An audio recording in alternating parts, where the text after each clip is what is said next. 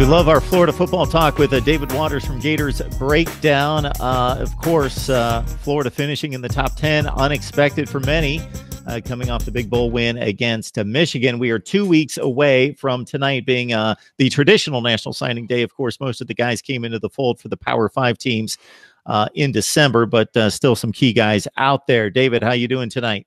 I'm doing good, Mark. Glad to be back on with you again. Absolutely. It's been a while, and your platform just continues to just grow and expand and explode.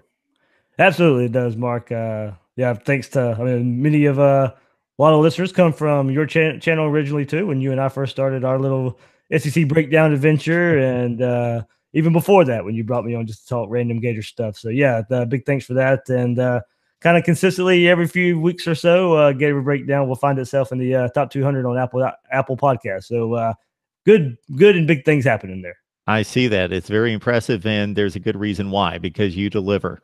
There's no question about that. Before we get to the recruiting and some of the guys that are out there, haven't been able to talk to you since the big win over Michigan, which has to be a little bit sweeter since they drubbed you a couple times before that, that you got some payback against them.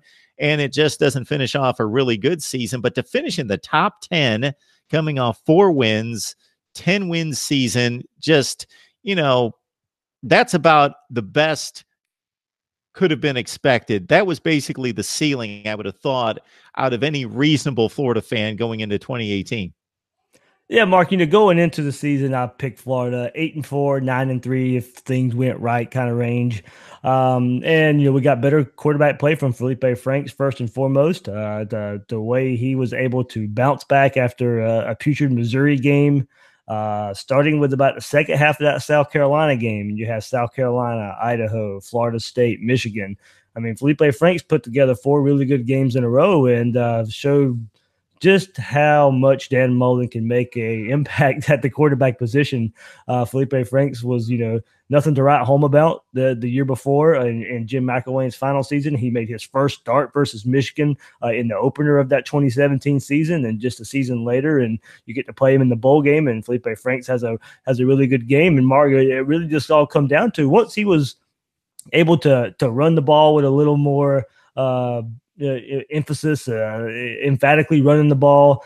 Once he started running the ball just a little bit more, it opened up things in the offense, much like we know a Dan Mullen offense can do. So that started, and you had Jordan Scarlett and Michael Pirine, 2 big-time running backs that stats were just about split between those guys. And what you saw in offensive line, Mark, you and I have talked for years about that offensive line being a weakness for Florida, and it was – by the time the season ended, it was the afterthought of that group being any type of negative for Florida. They were actually kind of a strength in a way. They didn't give up a ton of tackles for loss. They didn't give up a lot of sacks on the season.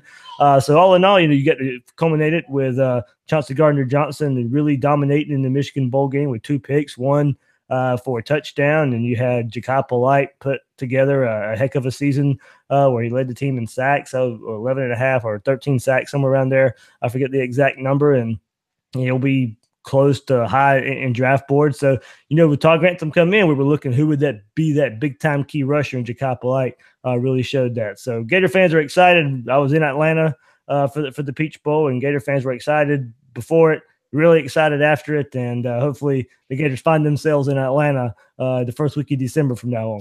Yeah, Chauncey made a career out of making big plays in the postseason. If you go back a couple of years against Iowa, picking off some passes and going the distance as well. He really knew how to play when they got the bowl games and he was playing. He really made an impact there, and that's going to be the question mark going forward. Is you had Chauncey Gardner-Johnson, Ja'Kai Polite, as I mentioned, 2 of your biggest playmakers you're going to have to replace on this defense as well. Vashawn Joseph also declared early, so 3 guys who declared early to go along with somebody like CeCe Jefferson, who was a leader and played for years at Florida along that defense. So the bring back plenty of talent. You still got Marco Wilson, who will come back from injury, Christopher Henderson at the other cornerback spot.